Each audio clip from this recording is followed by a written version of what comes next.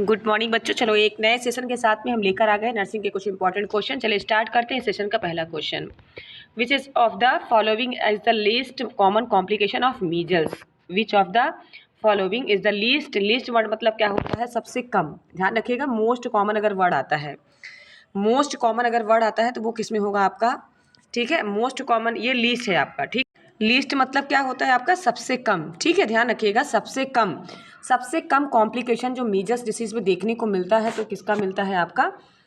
SSP, जिसको हम बोलते हैं। क्या बोलते हैं? इसका ऑप्शन होगा करेक्ट, ऑप्शन डी। समझ में आया? वहीं पे हम बात करें मीजल डिसीज तो सभी को मालूम है। मीजल डिसीज क्या होती है? पैरामिक्सो वायरस से आपका रिस्पायरेटरी सिस्टम में अफेक्ट करने वाला डिसीज होता है, जो कि सबसे पहले फ्रीजिंग कफिंग की प्रॉब्लम होती है, कॉप्लिक स्पॉट देखने को मिलते हैं। ठीक है, और ओटाइटिस मीडिया, डायरिया, न्यूमोनिया, मैं इसके बारे में थोड़ा सा बताऊंगी आपको। जो मिडिल ईयर में होने वाला इन्फेक्शन होता है वो क्या होता है आपका? ओटाइटिस मीडिया होता है। ठीक है, डायरिया की बात करें तो डायरिया आपको सभी को मालूम है, वाटरी स्टूल पास होना क्या कहलाता है? डायरिया कहलाता है। निमोनिया क्या होती है? लंग्स में होने वाली जो डिसीज होती है, इन्फ्लेमेशन ऑफ द लंग्स जिसको हम बोलते हैं। न्यूमोकोकल बैक्टीरियाई की वजह से क्या होता है आपका? निमोनिया डिसीज होता है। और ओटाइटिस मीडिया कहाँ पे इन्फेक्शन होता है? मिडिल ईयर में, क्योंकि ईयर के 3 पार्ट होते हैं आपके। सबसे पहले तो आउटर ईयर, मिडिल ईयर और इनर ईयर। तो मिडिल ईयर में होने वाले इन्फेक्शन को हम बोलते हैं ओटाइटिस मीडिया। ठीक है, ईयर में इन्फेक्शन या इन्फ्लामेशन आ जाना क्या कहलाता है? ओटाइटिस मीडिया कहलाता है। अब यहाँ पे आप सोचते होंगे कि एसएसपी क्या है, तो इसका फुल फॉर्म क्या है? तो एसएसपी का फुल फॉर्म होता है सब एक्यूट स्क्लेरोटिक पेन इंसेफेलाइटिस। सब एक्यूट इसका फुल फॉर्म है, ध्यान रखिएगा, सब एक्यूट एस्क्लेरिंग। ठीक है, एस्क्लेरिंग, एस्क्लेरा जो होता है आपका एस्क्लेरिंग कहाँ पे होगा? Pen encephalitis. इंसेफेलाइटिस वर्ड से ही आप लोग समझ गए होंगे, रिलेटेड टू ब्रेन। ठीक है, इंसेफेलाइटिस मतलब रिलेटेड टू ब्रेन। ब्रेन में होने वाला जो इन्फ्लामेशन है या इन्फेक्शन है वो क्या कहलाता है आपका? इंसेफेलाइटिस कहलाता है।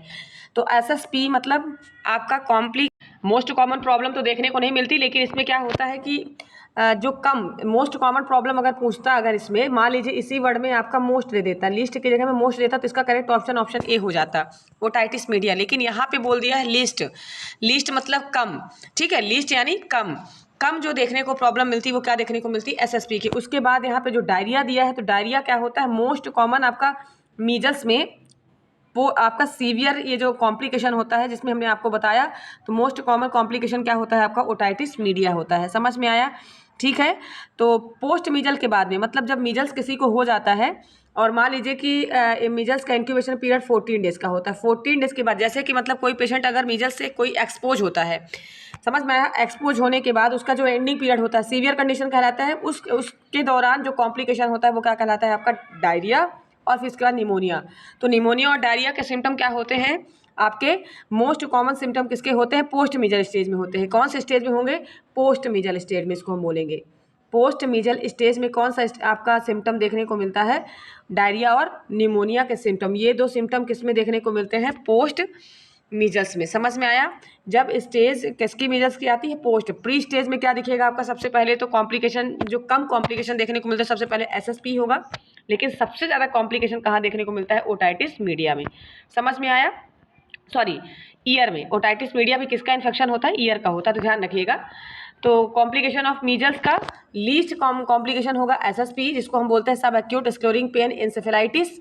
और एक चीज़ और ध्यान रखना, ये जो लीस्ट कॉम्प्लिकेशन देखने को मिलता है ये कब, कितने टाइम के बाद देखने को मिलता है, तो ये भी आपको ध्यान रखना है। तो 7 to 10 ईयर में ये पेशेंट में देखने को मिलता है, 7 से 10 साल बाद।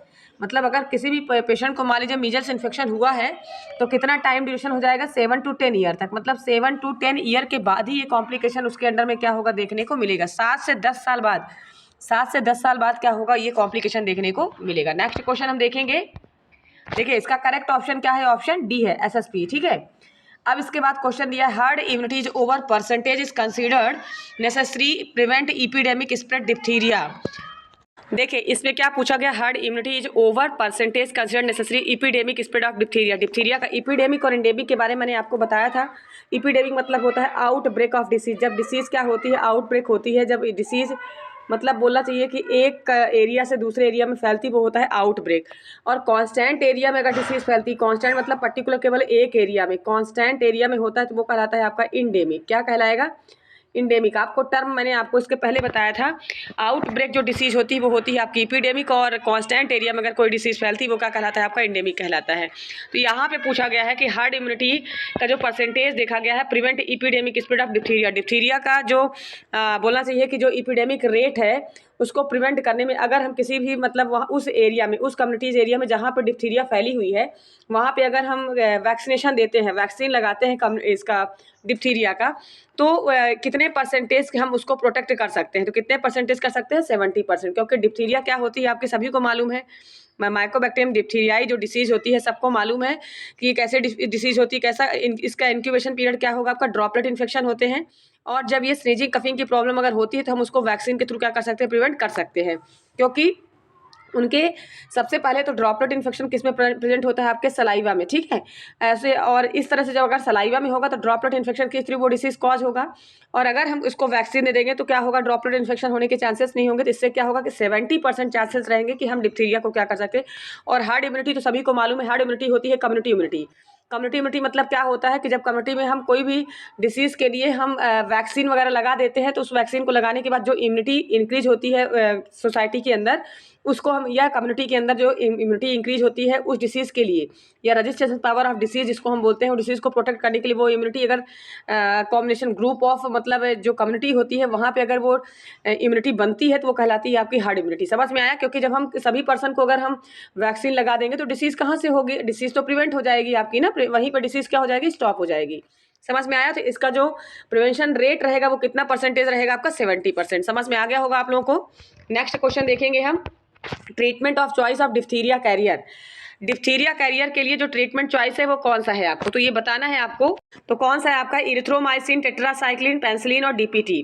तो treatment of choice of diphtheria carrier के लिए इसका ड्रग ऑफ चॉइस आपका कौन सा, इसका करेक्ट ऑप्शन क्या होगा आपका, डिप्थीरिया होगा कि इरिथ्रोमाइसिन होगा कि टेट्रासाइक्लिन होगा कि पेनिसिलिन होगा कि डीपीटी होगा। तो इसका करेक्ट ऑप्शन क्या होगा बताइए। तो इसका करेक्ट ऑप्शन होगा ऑप्शन ए, इरिथ्रोमाइसिन। इरिथ्रोमाइसिन एक एंटीबायोटिक होती है जो डिप्थीरिया के लिए क्या होती है, ट्रीटमेंट ऑफ चॉइस। मतलब आपने देखा होगा कि देखिए कुछ कुछ ड्रग्स का एक्शन ऐसा होता है, और टेट्रासाइक्लिन तो कॉलरा के लिए यूज होती है। मैंने बताया था कि जो कीमो प्रोफिलैक्सिस बेस में, अगर हम प्री प्रोफिलैक्सिस बेस में जो हम ड्रग्स का यूज करते हैं तो वो हम किसके लिए करते हैं, कॉलरा के लिए करते हैं। समझ में आया, कॉलरा के लिए। और पेनिसिलिन एक ऐसी ड्रग है जो नॉर्मल एंटीबायोटिक होती है जो सभी में क्या होती है, यूज होती है आपकी। और डीपीटी तो एक वैक्सीन होती है। डिप्थीरिया पर्टुसिस टिटनेस क्या होता है आपका, डिप्थीरिया पर्टुसिस टिटनेस क्या है, एक प्रकार का वैक्सीन होता है। तो ट्रीटमेंट चॉइस बताया गया है इसमें। तो डिप्थीरिया का जो ट्रीटमेंट चॉइस है वो क्या है आपका, इरिथ्रोमाइसिन है। समझ में आया? तो देखिए सबसे पहले तो आपको ध्यान रखना है इसमें केस और कैरियर, मतलब कैरियर का मतलब, डिप्थीरिया कैरियर का मतलब क्या होता है ये भी जान लीजिए। तो कैरियर का मतलब होता है कि इसमें जो डिसीज का सिम्टम होता है, एक तो यहाँ पे अगर वर्ड होता केस, क्या होता, केस वर्ड होता। ये भी आपको ध्यान रखना है कि जब मरीज खुद इन्फेक्टेड होता है, ठीक है, मरीज जब खुद इन्फेक्टेड होता है और उसके बाद अगर इन्फेक्शन को कॉज करता है तो वो तो कहलाता है केस, ठीक है। और कैरियर में क्या होता है, इसमें मरीज इन्फेक्टेड तो रहता है लेकिन कोई सिम्टम शो नहीं करता है। कैरियर में सिम्टम शो नहीं करेगा, उसके बॉडी के अंदर सिम्टम प्रेजेंट रहेंगे और वो डिसीज को जाकर किसी अन्य पर्सन को क्या कर देता है, इन्फेक्शन कॉज कर देता है, ट्रांसमिट कर देता है। ठीक है, समझ में आया। और केस में क्या होता है, सिम्टम भी शो होते रहते हैं, पर्सन को क्या रहता है, इन्फेक्शन भी प्रेजेंट रहता है। पर्सन को क्या रहेगा, वो इन्फेक्टेड रहेगा, उसके बाद वो इन्फेक्शन को कॉज करेगा। लेकिन कैरियर क्या रहता है, कभी कभी क्या होता है कैरियर में कि वो पर्सन इन्फेक्टेड तो नहीं रहेगा लेकिन उसके पास में सिम्टम क्या होते हैं, शो नहीं रहते, और वो सिम्टम जाके क्या करता है किसी अन्य पर्सन को, मान लीजिए कि बैक्टीरिया वायरस, या तो फिर मान लीजिए उसकी स्किन में है, ठीक है, या हो सकता है कि उसके इंटरनल बॉडी ऑर्गन्स को अफेक्ट नहीं किया हो, उसकी इम्यूनिटी पावर इतना स्ट्रांग हो, लेकिन वो नेक्स्ट पर्सन को क्या कर रहा है, इन्फेक्शन कॉज कर रहा है। तो वो सिम्टम शो अगर नहीं हो रहा है आपका कैरियर में तो वो होता है कैरियर। केस में क्या होता है, सिम्टम शो करता है। इतना ध्यान रखिए, ये दोनों में मेन पॉइंट ये होता है आपका डिफ्रेंसिएशन का। चलिए नेक्स्ट क्वेश्चन देखेंगे तो इसका करेक्ट ऑप्शन ऑप्शन ए होता है। वही कि हमारा नेक्स्ट क्वेश्चन होगा, most common complication of mumps in children. Children में जो मम्स होता है, मम्स डिसीज जो चिल्ड्रेन में होती है, तो सबसे ज्यादा जो कॉम्प्लिकेशन देखने को मिलता है वो क्या देखने को मिलता है। तो ऑप्शन ए है निमोनिया, पैंक्रेटाइटिस, एसेप्टिक मेनिंजाइटिस या इंसेफेलाइटिस। तो most common cause mumps disease का जो बच्चों में होता है वो किसका देखने को मिलता है, तो आपको बताना है। तो निमोनिया का दिखता है कि या तो फिर पैंक्रेटाइटिस का, या एसेप्टिक मेनिंजाइटिस का, या इंसेफेलाइटिस का। तो किसका देखने को मिलता है, तो इसका करेक्ट ऑप्शन होगा आपका ऑप्शन सी, इसका क्या दिखता है आपका ऑप्शन सी। आपको ध्यान रखना है असेप्टिक मेनिंजाइटिस, मेनिंजाइटिस तो सभी को मालूम है कि क्या होता है, ठीक है। मम्स डिसीज अगर मान लीजिए कि बच्चे में हो रहा है तो मोस्ट जो कॉम्प्लिकेशन देखने को मिल रहा है, हमने आपको बताया था कि इसके पहले मेल में और फीमेल में जो इन्फेक्शन होता है, अगर मम डिसीज होती है तो ओरकाइटिस किस में होता है, मैंने आपको बताया था जो मेल में होता है वो ओरकाइटिस डिसीज होती है, किस में होता है, मेल में होता है। और वहीं पे हमने आपको बताया था ऊफ्राइटिस, ऊफ्राइटिस बताया था आपको, हम किस में बताए थे ऊफ्राइटिस, आपको फीमेल में बताए थे। और ये ओरकाइटिस का मतलब क्या होता है, इन्फ्लामेशन ऑफ द टेस्टिस, ऊफ्राइटिस मतलब होता है इन्फ्लामेशन ऑफ द ओवरी। समझ में आया, ठीक है। इसमें क्या होता है, जो उनका रिप्रोडक्शन रेट होता है वो क्या होता है, फेल हो जाता है, इनफर्टिलाइजेशन हो जाता है, मतलब उनकी जो रिप्रोडक्टिव रेट होती है वो क्या होती है, कम हो जाती है। समझ में आया। तो इन्फ्लामेशन ऑफ ओवरी, क्योंकि जिस ओवरी से क्या होता है आपका ओवम रिलीज होता है, और टेस्टिस से क्या होता है आपका स्पर्म रिलीज होता है। इससे क्या होता है कि उनकी जो क्वांटिटी है उनका रेट क्या होता है, कम हो जाता है, क्योंकि उसमें क्या होती है, स्वेलिंग हो जाती है। इससे रिप्रोडक्शन रेट जो है वो क्या होता है, कम हो जाता है। समझ में आया। तो ये इन्फेक्शन किस में देखने को मिलता है, एडल्ट में देखने को मिलता है, मेल और फीमेल में। बच्चे में क्या पूछा गया है, क्या कॉम्प्लिकेशन देखने को मिलता है, तो मेनिंजाइटिस का। अब हम बताते हैं आपको मेनिंजाइटिस क्या होता है। मेनिंजाइटिस सभी को मालूम है, जो covering layer of the brain की जो कवरिंग लेयर होती है उसमें इन्फ्लामेशन हो जाना क्या कहलाता है, मेनिंजाइटिस। असेप्टिक और सेप्टिक, तो असेप्टिक मतलब इसमें इन्फेक्शन, असेप्टिक ये ध्यान रखिएगा, असेप्टिक मतलब होता है इन्फेक्शन तो प्रेजेंट नहीं रहेगा, लेकिन वो क्या करता है, मेनिंजाइटिस मतलब मेनिंजस में इन्फ्लामेशन लाता है। किसी प्रकार का इन्फेक्शन तो नहीं रहेगा सीवियर, लेकिन क्या करता है वो, मेनिंजस। असेप्टिक मतलब समझ में आया, असेप्टिक टेक्निक आपने सुना होगा और सेप्सिक टेक्निक आपने सुना होगा। तो प्रेजेंस ऑफ इन्फेक्शन और प्रेजेंस ऑफ नॉट इन्फेक्शन, दो समझ में आया। इसमें क्या रहता है असेप्टिक मेनिंजाइटिस में कि किसी भी प्रकार का, मान लीजिए कि इसमें क्या देखने को मिलेगा, किसी भी प्रकार का आपका इन्फेक्शन नहीं रहेगा, लेकिन मेनिंजस में क्या रहेगा, स्वेलिंग आ जाएगी। अब वहीं पे हम बात करें कि जो मेनिंजाइटिस होता है आपका, तो आपको सभी को मालूम होना चाहिए कि मेनिंजाइटिस की कितनी लेयर होती है, 3 लेयर होती है, ड्यूरा मैटर, पाया मैटर, अरेक्नॉइड। सभी को मालूम है ड्यूरा मैटर, अरेक्नॉइड और पाया मैटर। ड्यूरा मैटर, अरेक्नॉइड और आपका क्या कहलाता है, पाया मैटर। 3 लेयर होती हैं, 3 कवरिंग लेयर से मिलकर क्या बनता है आपका, मेनिंजाइटिस की लेयर बनती है, जिसमें से ड्यूरा मैटर और अरेक्नॉइड जो लेयर होता है आपका, 2 लेयर जो होती है इसको हम लेप्टोमेनिंजस बोलते हैं। क्या बोलते हैं, लेप्टोमेनिंजस। और जो आपका क्या होता है, ड्यूरा मैटर, अरेक्नॉइड मैटर और पाया मैटर। समझ में आया। ड्यूरा मैटर और आपका जो पाया मैटर होता है वो क्या कहलाता है, पैकी मेनिंजाइटिस। समझ में आया। ये जो तीनों, 2 तो मिलके बनाती हैं लेप्टोमेनिंजस, और जब ये तीनों मिलती हैं, जब ये तीनों मिलती हैं आपकी, तो क्या बनाती हैं आपकी, पैकी मेनिंजस। इसको हम बोलते हैं पैकी मेनिंजस। समझ में आया। इन दोनों का नाम अलग अलग है, ध्यान रखिएगा। तो ड्यूरा मैटर और आपका अरेक्नॉइड जो मैटर होता है क्या होता है, लेप्टोमेनिंजस होता है। और ड्यूरा मैटर, अरेक्नॉइड और पाया मैटर तीनों जब मिलते हैं तो क्या बनते हैं, आपके पैकी मेनिंजस बनाते हैं। समझ में आया, ठीक है। तो इस प्रकार से जो बच्चों में अगर मम्स डिसीज होती है, और ये सभी को मालूम है मम्स डिसीज किसके थ्रू फैलती है, तो मिक्सो वायरस से क्या होती है आपकी, मम्स डिसीज फैलती है। समझ में आया। किसको अफेक्ट करता है, तो पैरोटिड ग्लैंड, पैरोटिड ग्लैंड में क्या होता है, इन्फ्लामेशन आ जाता है ये। और ये डिसीज जब बच्चों में होती है तो कहाँ पे अफेक्ट करती है, जाके आपका ब्रेन में अफेक्ट करती है। ज़्यादा अफेक्ट तो नहीं करती इस प्रकार से, लेकिन इसका जो माइनर सिम्टम देखने को मिला है वो आपका असेप्टिक मेनिंजाइटिस का देखने को मिला है। समझ में आया, ठीक है। तो इसका करेक्ट ऑप्शन होगा ऑप्शन सी। इसका इंक्यूबेशन पीरियड कितना होता है, तो आपका 7 to 14 डेज, ध्यान रखिएगा 7 to 14 डेज क्या होता है, मम्स डिसीज का इंक्यूबेशन पीरियड होता है। ठीक है, समझ में आ गया होगा आप लोगों को, ठीक है। तो कौन सा वायरस है इसका ध्यान रखिएगा। तो इसमें मम्स में आपको मालूम है पैरामिक्सो वायरस हो गया। इसका पॉजिटिव एजेंट अगर देखें तो क्या होता है, पैरामिक्सो वायरस होता है, ठीक है, पैरामिक्सो वायरस होगा।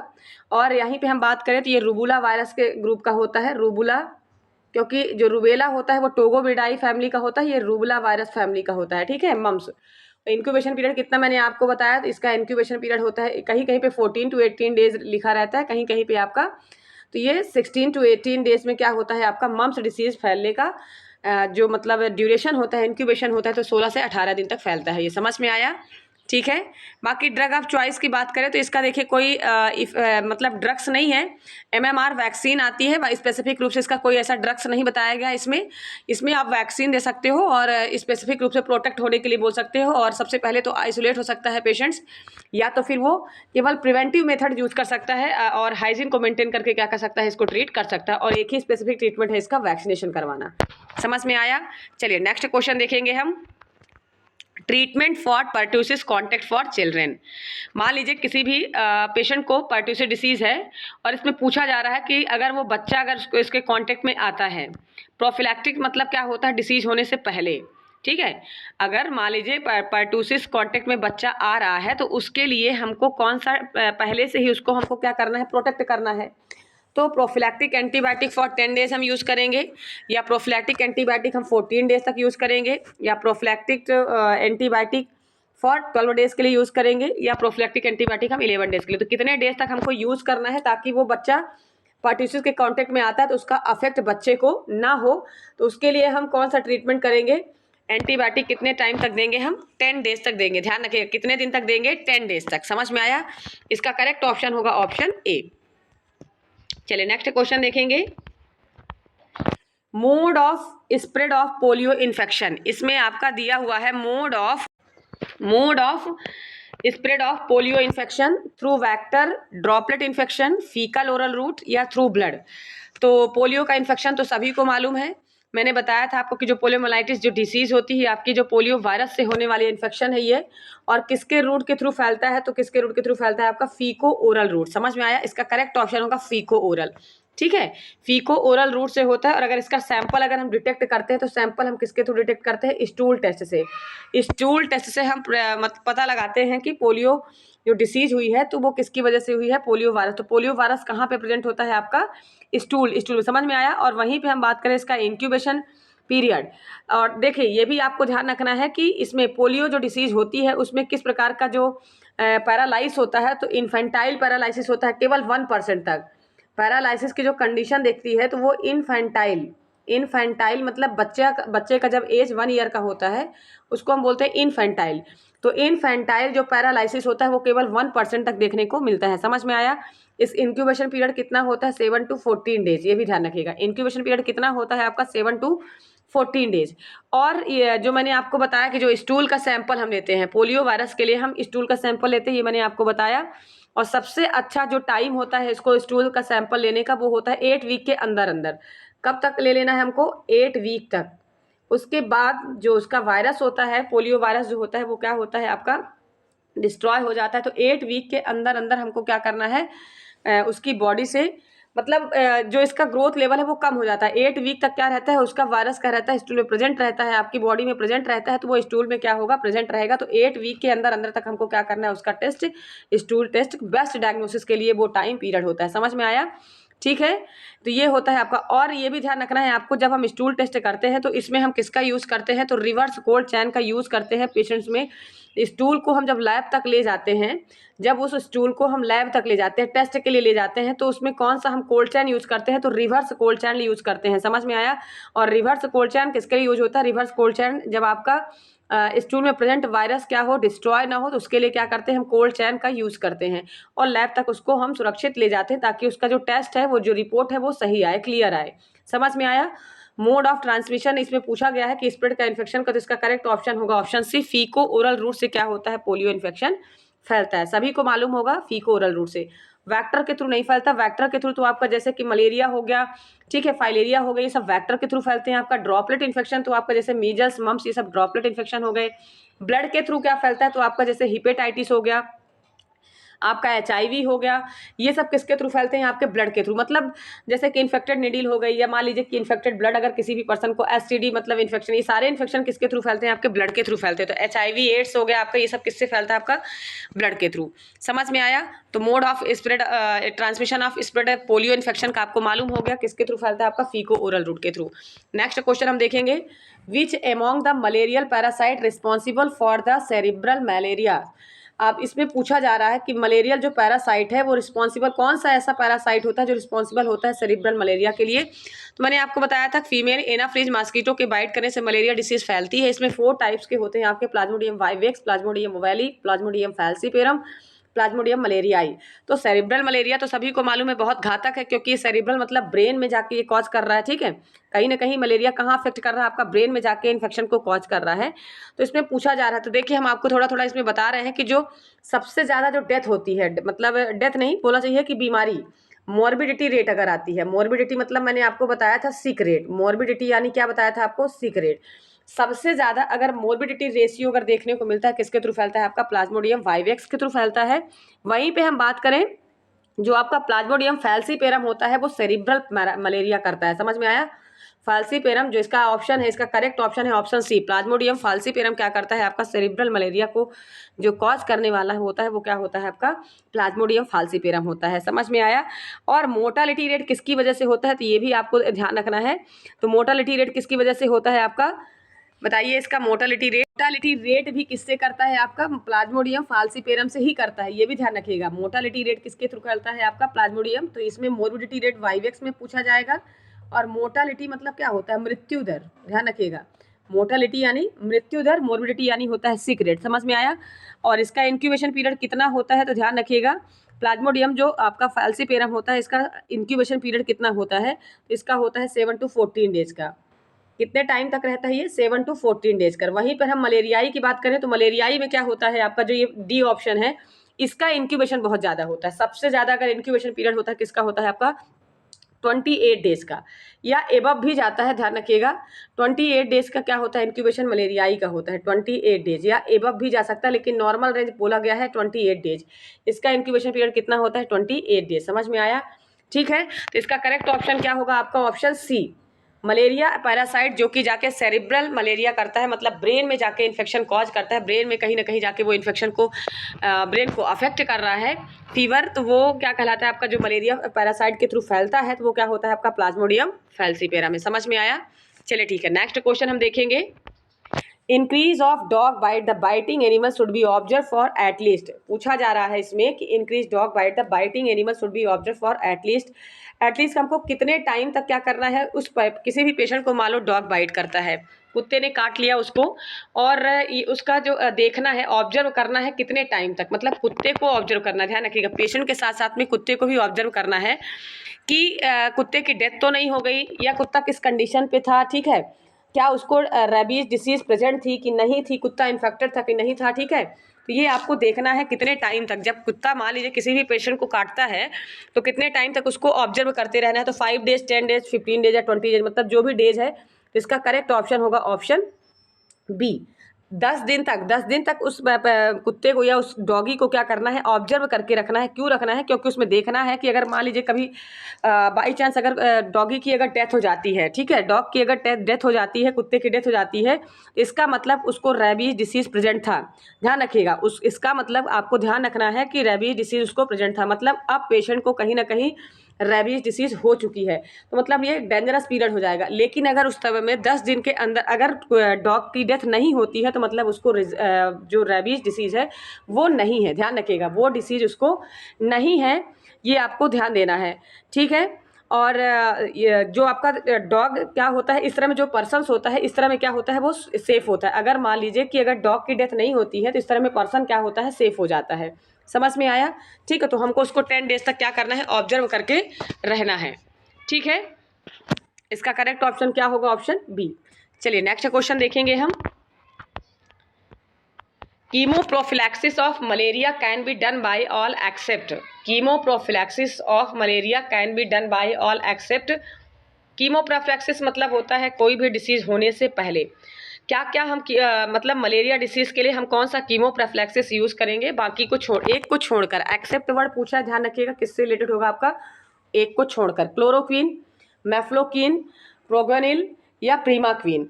तो हम किसको छोड़कर क्या कर सकते हैं कि कौन सा कीमोप्रोफिलैक्सिस हम यूज़ कर सकते हैं, तो इसमें से कौन सा ड्रग्स होगा आपको बताना होगा, सॉरी कौन सा ड्रग्स जो हम यूज़ नहीं कर सकते हैं, कौन सा ड्रग्स हम नहीं यूज़ कर सकते हैं, तो इसमें आपको इसका करेक्ट ऑप्शन होगा ऑप्शन डी, जो प्रीमाक्वीन होता है आपका करेक्ट ऑप्शन होगा ऑप्शन डी। प्रीमाक्वीन हम क्या करते हैं कीमोप्रोफिलैक्सिस के रूप में मलेरिया में हम यूज़ नहीं कर सकते हैं। क्लोरोक्वीन होता है उसको हम यूज़ करते हैं, मिफ्लोक्वीन का भी हम यूज़ करते हैं, और प्रोवेनिल का भी हम क्या करते हैं यूज़ करते हैं।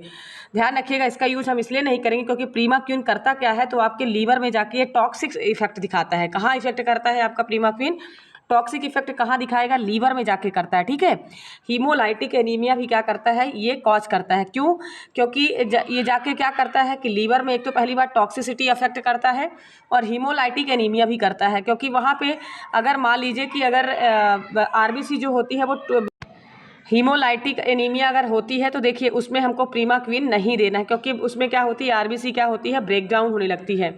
और G6PD की कंडीशन पे भी हमको नहीं देना है। किस कंडीशन पे नहीं देना है, G6PD की कंडीशन, क्योंकि ग्लूकोज का लेवल अगर कम होता है, G6PD वाला जो पेशेंट्स है उसको भी हमको क्या करना है, प्रीमाक्विन डिसीज नहीं देना है, ध्यान रखिएगा। समझ में आया? तो इस कंडीशन पे हमको प्रीमाक्विन ड्रग्स नहीं देना है, क्योंकि इसका क्या होता है, साइड इफेक्ट होता है। तो मलेरिया की ड्रग्स तो है, लेकिन पूछा जा रहा है कि कीमोप्रोफिलैक्सिस के रूप में हमको कौन सी ड्रग्स मलेरिया का नहीं यूज़ करना है, तो वो नहीं यूज़ करना है कौन सा, प्रीमाक्विन। देखिए कीमोप्रोफिलैक्सिस मतलब होता है ट्रायल रूप में, मतलब डिसीज होने से पहले ही आप क्या करते हैं, उसको प्रिवेंट करने की कोशिश करते हो, होता है कीमोप्रोफिलैक्सिस। समझ में आया? तो इसका करेक्ट ऑप्शन होगा ऑप्शन डी। नेक्स्ट क्वेश्चन हम देखेंगे, dehydrated child will have option A skin pinch, goes back slowly, depress fontanelle, या संकिन आइज, या ऑल ऑफ एबव। तो आपको ध्यान रखना है, इस पे पूछा क्या गया है, dehydrated child will have, dehydrated मतलब होता है जब किसी भी पर्सन के या पेशेंट के अंदर क्या होता है, वाटर की इतनी ज़्यादा डिफिशियंसी होती है कि पेशेंट किस में जाता है, डिहाइड्रेशन की कंडीशन पे जाता है। समझ में आया? ठीक है, तो ये पूछा जा रहा है कि अगर किसी भी बच्चे को मान लीजिए डिहाइड्रेशन की प्रॉब्लम है तो क्या क्या प्रॉब्लम देखने को मिलेगी। Skin pinch goes back slowly, मतलब अगर आप उसकी स्किन को पिंच करते हो, ठीक है, पिंच करते हो तो क्या उसका स्किन दोबारा जब बैक होती है अपने नॉर्मल कंडीशन में तो क्या धीरे धीरे जा रही है, ठीक है। जैसे आपने देखा जो ओल्ड एज के पर्सन होते हैं उनमें झुर्रियाँ टाइप से पड़ी होती है, तो जब किसी पर्सन में पानी की इतनी ज़्यादा कमी हो जाती है तो क्या होती है, जब उसकी स्किन को थोड़ा सा टच करो, पिंच करो, तो वो क्या होती है, बैक ही नहीं हो पाती है, ठीक है, उसी पोजीशन में रहेंगी पर बहुत धीरे धीरे वो बैक होती हैं। वहीं पे डिप्रेस फॉन्टेनल, जो फॉन्टेनल होते हैं एंटीरियर फॉन्टेनल, पोस्टीरियर, मतलब जो फॉन्टेनल होते हैं, आपके फॉन्टेनल सभी को मालूम है, ठीक है, तो जो फॉन्टेनल होते हैं वो डिप्रेस रहते हैं बच्चे के अंदर में। समझ में आया? ठीक है। और संकेन आइज कैसी रहेंगी आपकी, इतना ड्राइनेस हो जाएगा कि आई पूरी निकली हुई दिखेगी, संकेन आइज देखने को मिलेगी आपको। समझ में आया? ये किसमें देखने को मिलता है, डिहाइड्रेशन में। तो ये चारों कंडीशन आपको, तीनों कंडीशन देखने को मिलेंगी। इसका करेक्ट ऑप्शन होगा ऑप्शन डी। वहीं पे हम आपको बता दें, जब भी किसी पर्सन को अगर मान लीजिए डिहाइड्रेशन की प्रॉब्लम होती है तो एक तो सबसे पहले तो मोर देन 10 to 12 टाइम, अगर मोर देन 10 to 12 टाइम क्या होता है, किसी भी पर्सन को मान लीजिए कि अगर डायरिया या लूज मोशन की अगर प्रॉब्लम हो रही है, ठीक है, डिहाइड्रेशन की प्रॉब्लम अगर हो रही है तो 2-3 ऐसे रीज़न होते हैं जो देखने को मिलते हैं। तो एक तो आपका ये जो 3 कंडीशन दी है वो भी होता है आपका, और जो पल्स रेट होता है वीक थ्रेडी पल्स भी रहता है। डिहाइड्रेशन में क्या रहता है, वीक थ्रेडी पल्स रहेगा, जो उसकी पल्स रहेगी वो रुक रुक के आएगी, ठीक है, थ्रेडी पल्स रहेगा। समझ में आया? उसका जो पल्स रेट है, जिस पर्सन को डिहाइड्रेशन की प्रॉब्लम होगी तो वीक थ्रेडी पल्स रहेगा उसको, हाइपोकैलीमिया उसको रहेगी, एब्डोमिनल डिस्टेंशन रहेगा, पोटेशियम का लेवल बहुत कम रहेगा, ठीक है। समझ में आया? तो ये कंडीशन देखने को, और देखिए उस पर्सन की, उस बच्चे की जो मतलब आप देखेंगे जो पैर का जो तलवा होगा, ठीक है, जो उसका पैर होता है कैसा हो जाएगा, ऐसा लगता है जैसे आपने देखा होगा कि जो वाशरमैन होते हैं, कपड़े धुलने वाले होते हैं, उनके पैर में आप देखिए जब बहुत टाइम तक क्या होते हैं, पानी के कांटेक्ट में रहते हैं, तो उनकी स्किन, आप ध्यान देना कभी कि उनकी स्किन पता नहीं कैसे रफ रफ जैसी दिखेगी, ठीक है, तो वो रफ रफ जैसी जो स्किन दिखती है, ठीक है, उसी तरह क्या होता है डिहाइड्रेटेड वाले बच्चे का भी देखने को, मतलब जिस भी पर्सन को डिहाइड्रेशन होता है तो इस तरह से आप उसके लेग्स या पैर या हाथ के तलवे में, मतलब हाथ का अगर वो देखते हैं, पाम को देखते हैं, हथेली को अगर आप देखते हैं तो इस तरह से वो कंडीशन देखने को मिलता है, ठीक है, क्योंकि वो प्रोलॉन्ग टाइम पे क्या होते हैं, पानी और डिटर्जेंट के कांटेक्ट में रहते हैं, इस तरह से उनकी स्किन इस तरह से क्या हो जाती है, चेंज हो जाती है, जो उसका नॉर्मल स्ट्रक्चर होता है वो क्या होता है, चेंज हो जाता है। समझ में आया? ये होता है किसका, डिहाइड्रेशन का सिम्टम। और एक बात याद रखिएगा, 2 कंडीशन होती है, एक तो यहाँ पे डिप्रेस फॉन्टेनल आता है, एक होता है बल्जिंग फॉन्टेनल।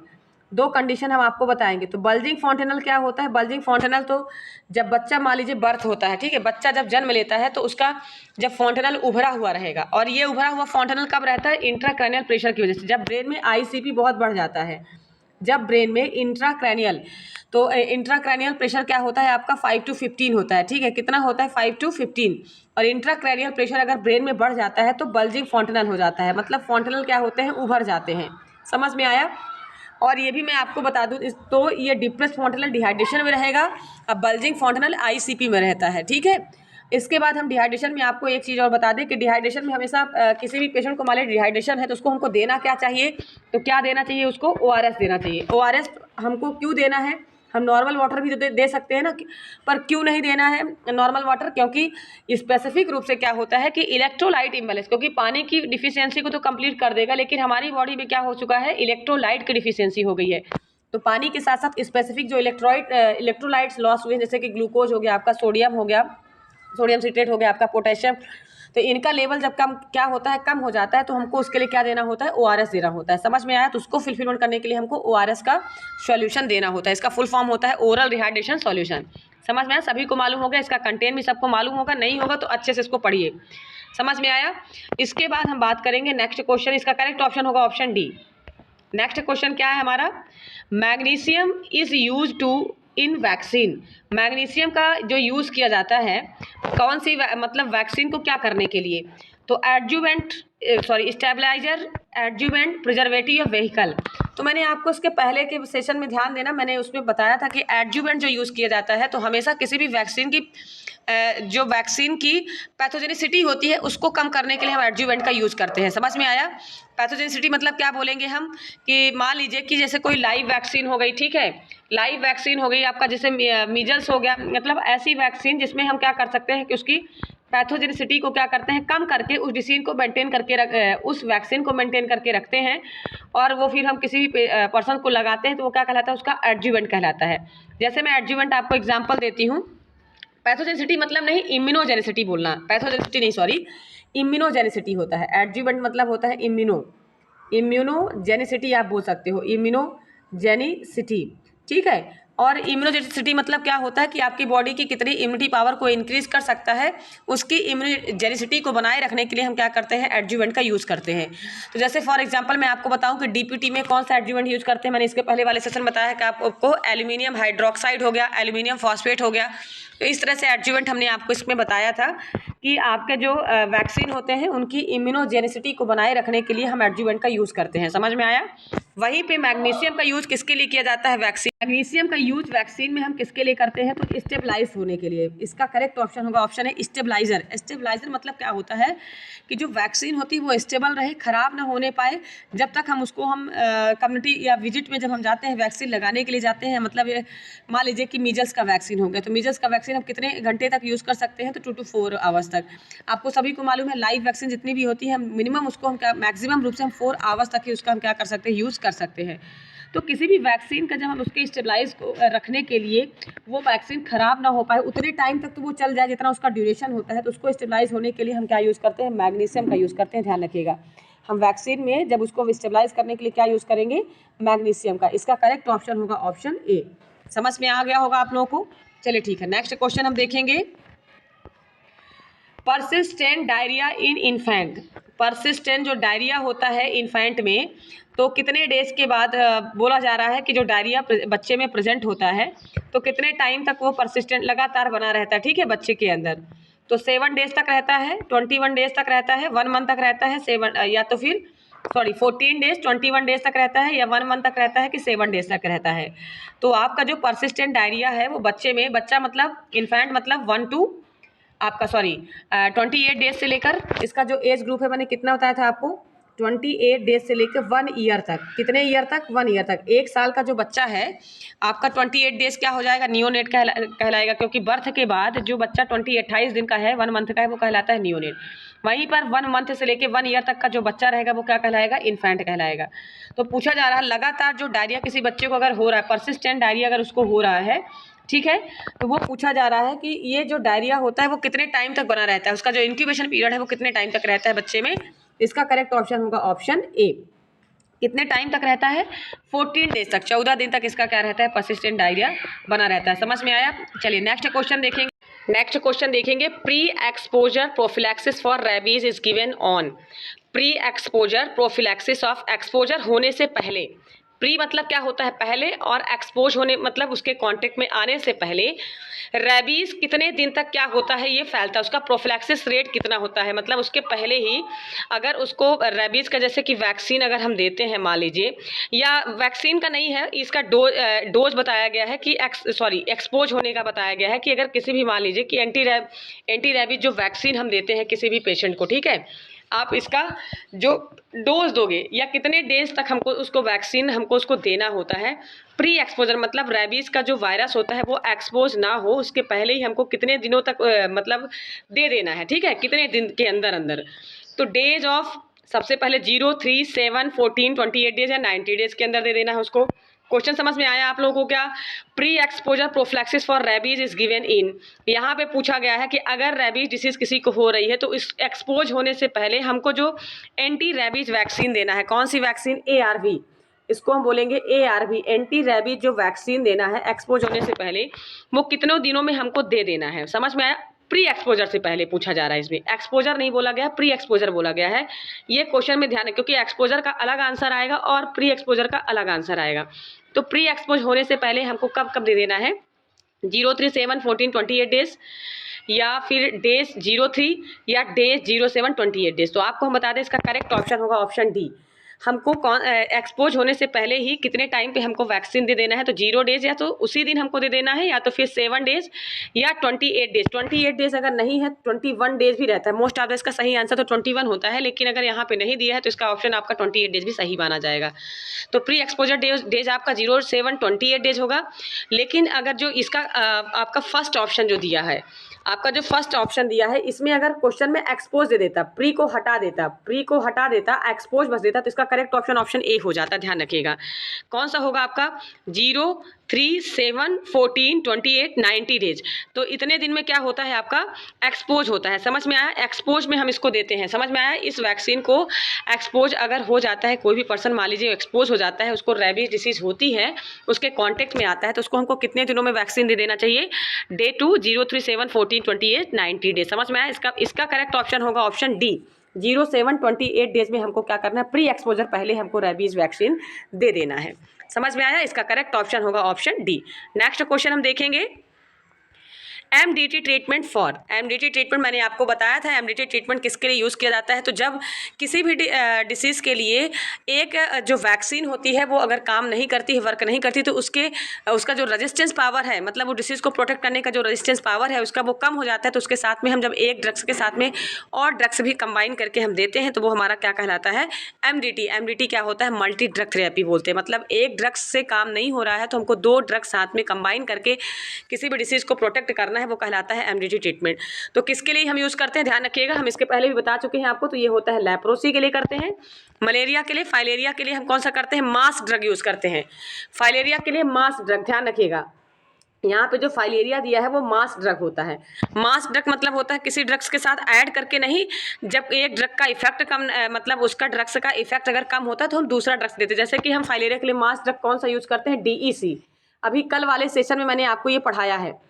DEC ड्रग्स जो देते हैं, डाई इंसेफेलॉन जो सिट्रेट ड्रग्स होता है आपका, तो किसके लिए होता है? फाइलेरिया के लिए DEC ड्रग्स होता है। ठीक है। डेंगू हो गया तो डेंगू में क्या होते हैं? आपके प्लेटलेट डिक्रीज हो जाते हैं। मलेरिया में आपको तो मालूम है, मलेरिया में क्या होता है? आपका जो RBC डैमेज होने लगती है, और मलेरिया क्या करता है? आपका क्या करता है? जो ब्रेक बोन फीवर होता है वो डेंगू होता है। अब मलेरिया क्या करता है आपका? जैसे हिमोरेजिक फीवर हो गया। ठीक है। तो मलेरिया का ये वर्क हो गया। और लेप्रोसी का काम क्या होता है? सभी को मालूम है, मैंने कल बताया था, हैंसन डिसीज और सोशल स्टिग्मा डिसीज के नाम से हम इसको जानते हैं। लेप्रोसी को हम किस नाम से जानते हैं? हैंसन डिसीज या सोशल स्टिग्मा डिसीज के नाम से जानते हैं। और इसका जो ड्रग ऑफ चॉइस है वो होता है डेप्सॉन। जो ड्रग्स हम यूज़ करते हैं डेप्सॉन, और कुनैन वगैरह जो ड्रग्स होता है मलेरिया के लिए यूज़ करते हैं। समझ में आया? ठीक है। तो MDT के जो ड्रग्स होता है डेप्सॉन के साथ में जब हम रिफाम्पिसिन देते हैं, क्या कौन सा ड्रग्स देते हैं? डेप्सॉन ड्रग का जब क्या इफेक्ट कम हो गया तो हम TB की जो फर्स्ट लाइन ड्रग्स है, रिफाम्पिसिन जो ड्रग्स है, TB की फर्स्ट लाइन ड्रग्स जो होती है, हम उसको डेप्सॉन के साथ में क्या करते हैं? कंबाइन करके देते हैं। तो लेप्रोसी को हम क्या कर पाते हैं? ठीक कर पाते हैं। समझ में आया? यहीं पे हम बात करें इसका इंक्यूबेशन पीरियड, तो सभी को मैंने बताया था कि जो इंक्यूबेशन पीरियड होता है वो कितने तक रहता है आपका? 8 वीक से लेकर 8 मंथ से लेकर 8 मंथ से लेकर 20 ईयर्स तक रहता है। 20 साल तक लेप्रोसी का जो इंक्यूबेशन पीरियड होता है वो क्या होता है आपका? लेप्रोसी का होता है। समझ में आया? तो MDT ट्रीटमेंट के लिए आप कौन सा डिसीज़ यूज़ करते, कौन सा डिसीज़ के लिए आप यूज़ करते हो MDT ट्रीटमेंट? तो वो लेप्रोसी डिसीज़ के लिए करते हो। समझ में आया कि नहीं आया? ठीक है, चलिए। और मलेरिया में सबको मालूम है, मलेरिया सबसे ज़्यादा अफेक्ट किसको करता है? अब मलेरिया ही डिसीज़ में क्या होता है? लीवर सबसे पहले अफेक्ट आता है, उसके बाद क्या होता है? आपका जो स्प्लीनोमेगैली देखने में मिलता है, तो कौन सा डिसीज़ मिलता है? मलेरिया में, क्योंकि उसमें RBC क्या होती है? ब्रेकडाउन होने लगती है मलेरिया में। तो स्प्लीनोमेगैली के चांसेस सबसे ज़्यादा मलेरिया में देखने को मिलते हैं। समझ में आया? नेक्स्ट क्वेश्चन हम देखेंगे, which of the following infection is transmitted by tick? Tick disorder से, मैंने इसके पहले वाले सेशन में, कम्युनिटी के सेशन में देखिए सारे क्वेश्चन हम बता चुके हैं आपको, लेकिन फिर भी हम इसको रिवाइज कर रहे हैं, क्योंकि अभी जो बच्चे CHO का एग्जाम देने वाले हैं उनके लिए, ताकि बेनिफिट हो सके। तो जो इन्फेक्शन टिक डिसीज के द्वारा फैलती है तो कौन सा है, जेई है, डेंगू फीवर है, जेई मतलब जापानी इंसेफेलाइटिस, ध्यान रखिएगा। जेईज हो गया आपका, डेंगू फीवर हो गया, कैसनोर फॉरेस्ट डिसीज हो गया, या तो फिर येलो फीवर। तो इसका करेक्ट ऑप्शन क्या होगा बताइए? जी हाँ, इसका करेक्ट ऑप्शन होगा ऑप्शन सी, कैसनूर फॉरेस्ट डिसीज। अब आपको मैंने इसके पहले बताया था कि टिक डिसीज होती है। टिक डिसीज 2 टाइप्स की होती है, हार्ड टिक होता है, एक होता है सॉफ्ट टिक। हार्ड टिक हो गया आपका, सॉफ्ट टिक, 2 टिक डिसीज होती हैं। और इंडिया में जो डिसीज होती है आपका हार्ड टिक की वजह से होता है, ध्यान रखिएगा। इंडिया में जो डिसीज होती है वो हार्ड टिक की वजह से होती है, और वर्ल्ड में जो होती है, वर्ल्ड में जो डिसीज होती है वो कहाँ होती है आपकी, सॉफ्ट टिक की वजह से होती है। और ये कैसनूर फॉरेस्ट डिसीज क्यों बोला गया था, मैंने इसके पहले भी आपको बताया था कि कैसनूर जो फॉरेस्ट में वर्क करने वाले पर्सन्स होते हैं, ये डिसीज वहाँ से उनको क्या होती है, जो टिक होते हैं वहाँ से क्या होते हैं आपकी बॉडी में, आपकी बॉडी से क्या करते हैं, पैरासाइट का की तरह वर्क करते हैं, और अपना पूरा जो न्यूट्रिशन लेते हैं वो ब्लड को सक करते हैं, और ब्लड को सक करने के बाद क्या करते हैं, वो लाइव रहते हैं, ठीक है, आपकी बॉडी में। तो ये कैसनूर फॉरेस्ट जो डिसीज होती है वो क्या होती है आपके टिक डिसीज के थ्रू क्या होती है, फैलती है। टिक आपका जो हार्ड टिक होता है और सॉफ्ट टिक होता है, समझ में आया? 2 टाइप से होते हैं, और हार्ड टिक क्या होता है आपका इंडिया में प्रेजेंट होता है, और सॉफ्ट टिक आपको पूरा ऑल ओवर वर्ल्ड में प्रेजेंट होते हैं। समझ में आया? तो इसका करेक्ट ऑप्शन होगा आपका ऑप्शन सी, ध्यान रखिएगा। कैसनूर फॉरेस्ट डिसीज जो होती है, कैसी डिसीज होती है आपकी, टिक डिसीज होती है। समझ में आया? चलिए नेक्स्ट क्वेश्चन हम देखेंगे।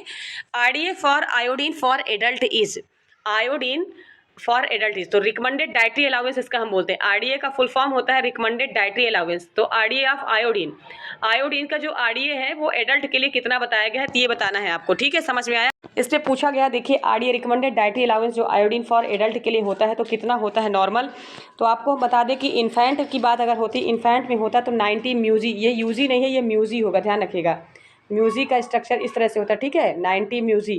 तो ये जो यूनिट है म्यूजी में है आपका, स्मॉल यूनिट होती है। तो recommended dietary allowance for iodine for adult के लिए अगर इसका करेक्ट ऑप्शन होगा ऑप्शन बी, 150 म्यूजी क्या होता है आपका, 150 म्यूजी क्या होता है आपका, यूज़ किया जाता है आयोडीन फॉर द एडल्ट के लिए। वहीं पे पूछा जाता है इन्फेंट के लिए, तो फिर इन्फेंट के लिए यूज़ करते हैं हम 90, 0 to 6 मंथ तक हम कर सकते हैं, ठीक है। इसके बाद हम जो बच्चे का भी एज ग्रुप होता है कम से कम मिनिमम 8 साल तक, 8 ईयर तक हम 90 तक ही यूज़ करते हैं, ठीक है, 8 ईयर तक। इन्फेंट से लेकर 8 साल तक हम पूरा कहा कितना यूज़ करते हैं, 90 म्यूजी तक हम इसका यूज़ करते हैं। उसके बाद आपका 8 ईयर से 13 ईयर, मतलब 8 ईयर से आपका जब कोई भी बच्चा 13 ईयर्स का हो जाता है उसका आरडीए जो आयोडीन का बताया गया है, तो आयोडीन का बताया गया है 120, कितना होता है, 120 म्यूजी होता है, ध्यान रखिएगा। उसके बाद जब 13 से एबव एज होती है तो कितना होता है, नॉर्मल जो एडल्ट का होता है तो वो होता है 150 म्यूजी। समझ में आया? तो आरडीए नॉर्मल आरडीए जो मतलब इन्फेंट में है वो कितना होता है, 90 होता है, 90 होता है।